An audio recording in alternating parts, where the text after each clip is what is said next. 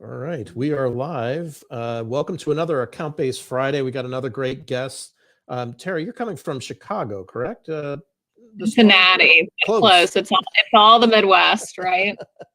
But Boston next week, so I guess it all rounds Boston out. next week, all over. And I was in San Francisco 2 weeks ago, so yeah. Yikes. Well, that's happy travels, and yeah, we'll be looking forward to meeting you and others next week at the B2B SMX conference. We'll give Tara a proper introduction in a moment. This week's poll, each week we start off with a poll, and we asked a question about where to invest more. And full disclosure, this was the inverse of a question that I was asking in and around another comment that the CEO of Gainsight was making about how marketing should be cut right out of the gate in this kind of quote unquote recession. And I was pushing back on that. And so I figured, let me flip that around and ask the inverse of question of where are people investing into the second half of the year? Probably not a lot of surprise here that CSCX is as high as it is. It's pretty obvious that there's been a pretty significant pivot, I think, to the retention side or the other side of the bow tie or the other side of the funnel. Megan, did you have any reactions to this when you were looking at it? This made me really happy because I truly believe that if in difficult times, holding on to the customers you have and really supporting the customers you have is the thing that will sustain you through those hard times, those customers that you truly delivered impact to. So by doubling down on that and also thinking about, if there are expansion or, straight up renewal will keep you safe. If then growth becomes your target, this is also the group most likely to want to try a new offering from you. They're most likely to want to, be open to buying more from you if they need it, and might even be willing to trust you with their meager budgets or limited budgets in a challenging time, if in fact you have delivered value. So this is always a smart place to make sure that you're investing. And not surprised to see marketing in there, but I was surprised that sales was as low as it is. I suspect your audience skews marketing, John, for this particular poll. So I'm gonna claim sample bias for that number, because I also think you often see companies sort of say, well, if I add salespeople or invest more in sales, I'm going to see the top line outcome. I would argue both top line and bottom line are impacted by CS and CX investment. But we are very lucky today to have Tara Quehl from Demandbase, formerly from Fidelity, where she helped to build their account-based program. And I'm particularly excited to hear from Tara today because she is focusing on the financial services vertical, which is near and dear to my heart, in the heart of, I know a lot of people out there because it's such a great growing space. And I'm hoping, Tara can share a little bit about the journey that she had at Fidelity to really lead the development of that program and what it took to stand it up, as well as, Tara, your observations on sort of the state of the market for how financial services companies are thinking about their revenue teams and their go-to-market, and how all things account-based sort of fit into that model, and whatever else you'd like to share with us. But welcome. Thank you for joining us. Thank you so much for having me. I'm really excited to be here. Yeah, well, first and foremost, Tara, when you and I met, a couple of months back, I loved hearing your story about the program that you built at Fidelity. And I feel like a lot of people assume that with a big company, you have tons of budget, you have like endless people, and, you get to like instantly mandate that we will do things account-based and therefore it shall be. And, there aren't the sort of challenges that people in smaller organizations have to stand up a program like this. But I think, your story is actually a really great example of no matter the size of the company, how, the challenges, but also the opportunities that a marketing leader can have when they're standing up an account-based program in an appropriate setting. Like the go-to-market said, this is the right thing to do, and you ran with it. I would just love for you to kind of walk us through, what you did, like how you stood that up, how you made that happen, some of the challenges you faced and how you faced them. Any parts of that journey you'd like to share, because I think it's a unique story. Yeah, I'd love to share that. So the first thing I would say is that no matter the size of your company, a lot of the challenges and opportunities still remain the same. I mean, I'm standing up a vertical over here, and you would think that it would be easy because we are like the account-based provider, but I'm the first one to ever do it over here from a vertical standpoint. So there's, no process, there was no content, there was no messaging or positioning. And so I've had to do everything from scratch here.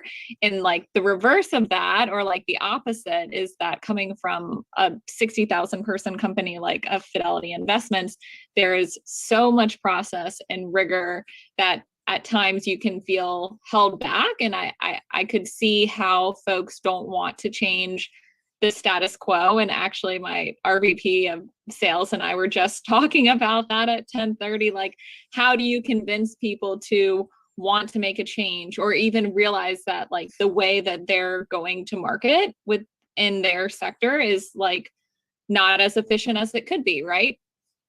So I'll start by saying that I had a pretty long tenure at Fidelity. I actually started on the B2C side of the house and then worked my way over to B2B after working alongside a really fun group where we launched the first robo-advisor for Fidelity. So that was a really awesome experience on the personal investing side of the house. And when I came over to B2B, Megan, as you mentioned, we didn't have as much budget as the personal investing side. And we were really just starting to get like moving in digital marketing, I would say, and, building our tech stack from the ground up and looking at our Salesforce CRM instance and, kind of hashing that to make it more efficient and user-friendly and not as complex as it had been. And my whole role, so I sat within marketing automation. And my role essentially was to evaluate new technology, implement, and then the change management piece of that. And when I came on board, my manager had actually used Demandbase in her consulting days and said, I really think in order for us to change the way that we've been doing business, we have to go from a quantity play to a quality play. And a lot of that is going to be around an account-based experience. And so in my case, I actually worked from like the ground up versus having leadership buy-in. So I can understand those hurdles that some people in large organizations or even small organizations are, grinding their way through and trying to figure out like how to change the status quo and make things work for them. So I did an evaluation across, a number of Demandbase's competitors, and Demandbase ended up coming out on top. And one of the first things that we were really looking to get after was who was coming to our website. We had no account intelligence, and we really just wanted to understand, like, are the right accounts coming to our website? And then what type of content are they consuming? So actually what ended up happening within our account-based experience is that it really helped us create a strong content strategy, which we were lacking a bit before. Again, had a lot of that quantity play and volume, but weren't really creating the type of content that our customers wanted to consume. And so it helped inform that.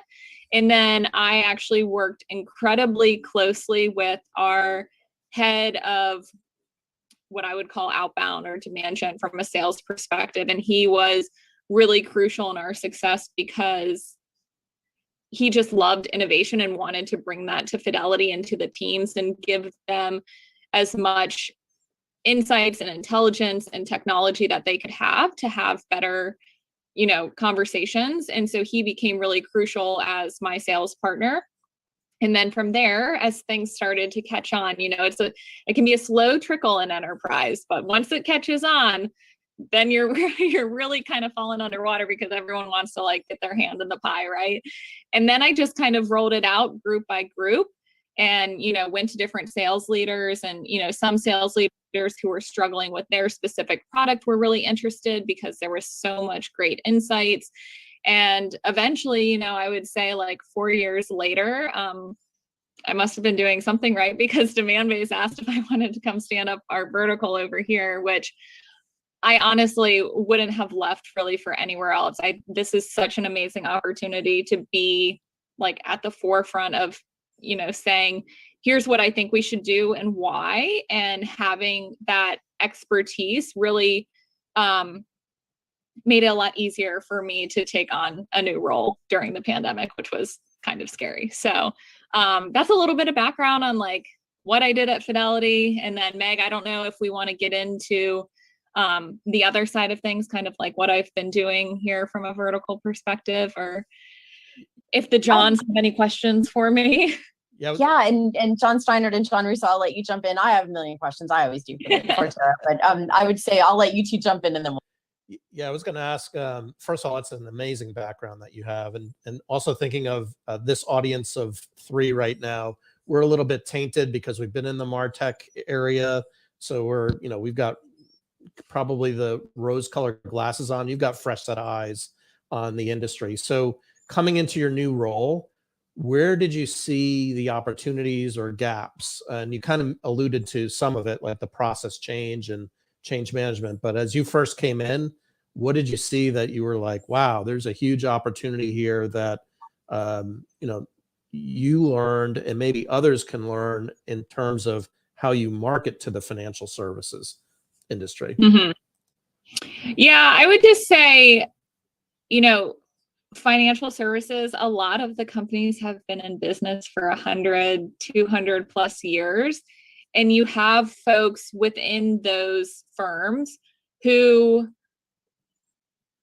just don't really know any different. Like they don't, follow technology as closely as, other folks do. And there are so many internal hurdles and complexities, not to mention compliance and regulatory. I would say that is like one of the biggest things. And the success I saw at Fidelity was a lot geared towards the fact that I brought in compliance in my legal and regulatory partners early on as I was evaluating technology. So for anyone out there who is, sitting within financial services and doing this, when I did this for Demandbase and a number of other technologies that I implemented, I was like 30 years old and it was my first time doing it. And I think I was just like a marketing manager. Like I didn't have any fancy title or anything. And I had never done it before. I didn't even know like what to look for or what to ask or how the pricing worked and, a number of things. And I would say the biggest learning that I had in the 4 years was to really give the business value up front to your compliance and legal and regulatory partners and just help them understand the justification and why you felt like this was so crucial to the firm. And it just made the whole procurement process and everything so much easier. So that's one thing that I would say. The next thing I would say, coming into Demandbase and like looking from the outside, they're an antiquated industry with a lot of hurdles. And so not to like oversimplify, but also help them understand that like you can do different things in stages. So the way that I like to think about it, and again, pretty basic, but like a crawl, walk, run strategy, that's how I implemented it at Fidelity. Like you can't conquer everything overnight. And so I had to kind of break it down into like the 3 different sections that I felt like were the most important was like step 1, that was really uncovering who was coming to our website. Step 2 was really, trying to get after those targeted account lists and then activate across them. And then I was doing, a pilot to figure out like if our DSP we were using for advertising was actually as beneficial as like we had thought it was, which it wasn't. And so then I ended up moving all of our spend over to Demandbase because we had a proprietary B2B DSP built specifically for B2B. So I did things in a lot of different stages. And I think for large, and even outside of financial services, a lot of large enterprise companies struggle with just trying to get something out the door and try something new. And if you can help them understand like step 1, 2, and 3, I think you'll have a lot of success. So to sum it up there, I'd say partner early and often with your compliance and regulatory partners to get through procurement faster. And then 2 would be, thinking about a longer term roadmap with whatever technology partner you're deciding to implement, but do it in phases and be clear on like what success looks like early on and what you're marching towards. People love to see like the gold at the end of the rainbow. And so if you can visually and contextually help them understand what that looks like, then I think you'll be set up for success. I would have a question. How did you get so smart about doing this before having done it? This idea, you seem to have a very long-term view, a very measured approach, and awareness that the wins that you needed to report were not the type of wins that one might be used to out of the gate in a B2C space. How did you learn that, Tara? I give all credit to my first manager. And I would say the role that I had early on at Fidelity was very process oriented. I was in a marketing operations role where at the time we were standing up email best practices and template best practices. Responsive design was becoming a thing, deliverability. We had got blacklisted. And so there were a lot of things that we had to put in place that were more of that longer term strategy. And then also when I was supporting the robo-advisor on the personal investing side, we were building a product from the ground up. And we really had some strong product managers who were like, this is the long-term goal. And so I think early on in my career, I really got insight into thinking about longer term strategies and process and documentation and how to get people thinking about like an end goal versus just like that point in time, which sometimes I feel like marketers can fall into that trap. And anybody who's been in marketing long enough knows that it is a very long game. I am just starting to see some successes, and I'm coming up on month 11 here. So to me, that's so fascinating. If the people that I can see here all have pretty significant marketing ops background. And for me, it's been a critical foundation to take on big things and see them through. And I think that's the lesson to everybody who sits in here. The ABM is not dissimilar to that. If you overpromise out of the gate, you're likely to disappoint a lot of people and not be allowed to continue. Yeah, early on. So that's a good point, John. Early on, what I would say is I started with the why and not the what. And I think starting with the why helped people kind of get a good, strong foundation of like the problems that we were trying to solve. And they weren't getting so hung up on like the execution of how we were going to get there. It was more of like laying the foundation of like why there was going to need to be a change. Yes, Megan pops for the win.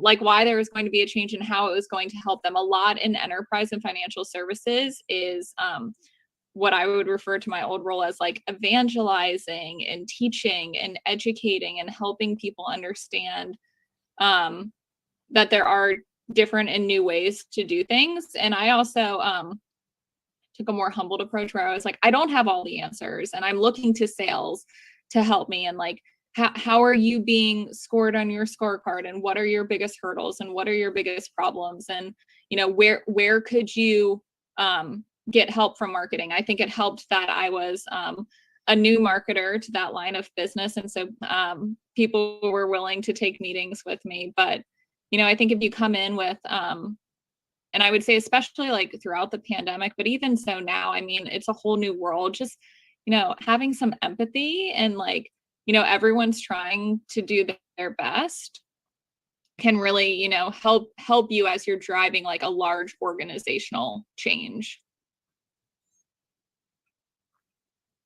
And having a solid MOPS background. Yeah, I will pick somebody for my team with marketing operations background all day. Yeah, it's huge because you're thinking about it, you know, the right way. Yeah, and I think the other thing, Megan, is like the MOPS folks are also grounded in data and have a good understanding of, you know, any pilots you've done or test and learns and like what's working and what's not working. And they're able to see, I can't remember who I was having this conversation with, but I was like, I was really good at finding like the gotchas and problems before they became big hurdles. And then I wasn't really scared to take those on as like a side initiative or like a second project. So yeah, I think having that like data and analytics background also is incredibly helpful. And I wouldn't forget your experience with the robo-advisor, because that product experience is very similar to MOPS. MOPS being sort of process and analytics, product being build a process, is such a good grounding. Thinking in terms of product development as the ABM is the product, a better relationship with this set of target companies, is really deep thinking. Yeah, I think it's important. One other thing that I did early on was I had some folks who were like, oh, is this a campaign? Or like, what is this? Is this a demand-based campaign versus a normal campaign? And I was like, no, it's a strategy. And then there's different tactics on how we're going to execute across that strategy. And then we have a technology partner who helps with that piece, but grounding folks in that it wasn't just this point in time or this single campaign, that it was really like the way that we were going to do marketing strategy. And I also started with the why, because I didn't want to call it account-based marketing, because I knew that would offend sales and sales wouldn't listen to me. So I love how John has kind of like reimagined this to be more about like the account-based experience, because it really is. And especially if you're working with sales and marketing and CS, like you can't just call it a marketing thing, because then people aren't going to be as invested. Well, and Tara, maybe as a closing question, sort of thinking about your new role and being able to see across multiple financial services organizations who are deploying account-based go-to-market, would love for you to comment on sort of what's different that they have to deal with versus other, categories, whether tech companies or other kinds of companies. What do you think what are some of the things they need to pay attention to that others may not? I think I touched on that briefly. I would say like the compliance and regulatory is a big one. And honestly, like the sheer number of stakeholders that a lot of these financial services have to work through. And one thing that I noticed, like on my way out of Fidelity and now like working with a number of banks, asset managers, insurance, fintechs, I'm all over the financial services board right now, is so for anyone in marketing or sales right now, there's a ton of employee turnover. And then either you're having to sell into net new teams, or you're having to, from the customer standpoint, Meg, you're having to make sure that like you're solidifying that renewal and they understand like what your product is and what your solution does and how it helps them. So I would say employee turnover is something that I've seen a lot recently, and then trying to figure out like how do we take that into account for new business, and then how do we take that into account for renewal. I talked a little bit about stakeholders. On the way out of Fidelity, there was a large initiative, and I've seen this across other financial services companies, to ensure that folks who have different technology stacks and vendors are consolidating and using the same vendors across the board. So if you take like a sales engagement tool, for example, like a SalesLoft or an Outreach or a Revenue.io, that they're using that across the full enterprise. And so when you're coming into an enterprise or a large financial services firm, they're having to get not only like their own buying committee bought in, but sometimes they're having to connect different business units, which can be really, really challenging. So that's another thing that I've seen is, can sometimes hold up deals from the technology end, but also like helping those customers from the internal standpoint. How can you help them work across the business units to make their lives easier? And just one quick closing question on my side. Given your experience and just thinking about the four of us, we're we're very East Coast or more East Coast oriented than perhaps somebody in the Bay Area. And I spent a number of years in the Bay Area thinking that I knew how to market into financial services. But until I moved out into the New York City and New Jersey area, I really realized how little I knew about it. I guess that leads me to my question on the sales side of things. What would you suggest the sales arm look like in these technology companies that are looking to reach out to financial services, maybe in an account-based motion? Do they need to have like an industry expert like you on the selling side, or could they be kind of rotating around like they often do with patches? Like, hey, my patch is now here this year, and next year it's this, and like what is the most effective from what you can see or determine on the sales side? Yeah, I can tell you that the vertical specific is definitely heating up. I spoke to a seller at SalesLoft earlier who is a financial services specific seller. Seismic is verticalizing. Sixth Sense is verticalizing. Like, it seems to be what everyone's doing, and it makes sense, right? You have folks who understand the language, the complexities, the challenges that they face. And I can speak to my own team, John. I can't speak to everyone else, Sure. but I'm definitely seeing it like as a trend.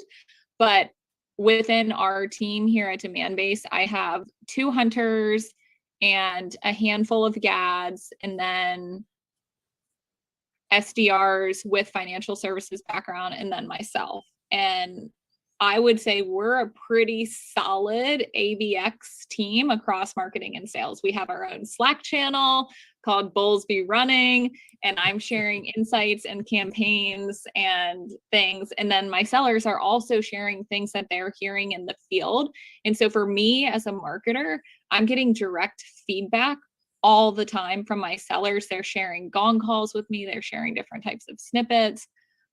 They're sharing LinkedIn posts from people they're seeing. And I would say from an efficiency standpoint, it's definitely helping us. And I feel a lot of financial services is built around trust and relationships. And I feel like I naturally have a little bit of credibility with some of these people who are, would maybe be a little bit more standoffish to a seller. They're like, oh, we'll bring Tara in because Tara has financial services background. But the thing is like, I've done it before. I've been in their shoes. I've done the job. I don't sugarcoat it. Like it is hard and it is a challenge. And it took me not 1, not 2, not 3, but it took me 4 years to stand up a strong program for an entire business unit. So it's definitely not a short-term thing, but there's so much, there's so many benefits, I think, of having aligned sellers and then aligned marketers with a vertical specific angle, just because of the nature of like what they've encountered and the language and the relationships. And I think it's been really critical for us here standing up the first vertical. So we'll see how it goes since I'm the first. Well, congratulations on taking that role. I think it's really exciting, and I'm a huge fan of verticalizing just because it becomes a shorthand for how to talk to the customers. And then the people with inside, you end up building better for that group and really being customer focused. And I think that's great. So 100%. Super happy you're in that role, and I'm excited to see what's next for you. Thank you so much for sharing your experience with us today, and hopefully giving folks some inspiration for their own programs, no matter what kind of business they're in. Really appreciate you taking the time. And John Steiner, we appreciate you taking the time to join us as well today. I John, wanted to say thank you to Tara. Very, very clear. Oh, thank you. Yeah, I can't wait to see both of you next week in real life, in person, in Boston. So no, I'm in Boston the next week, but not next. No, the week after next. Oh well. I know one of these days we'll catch up. Absolutely. All right.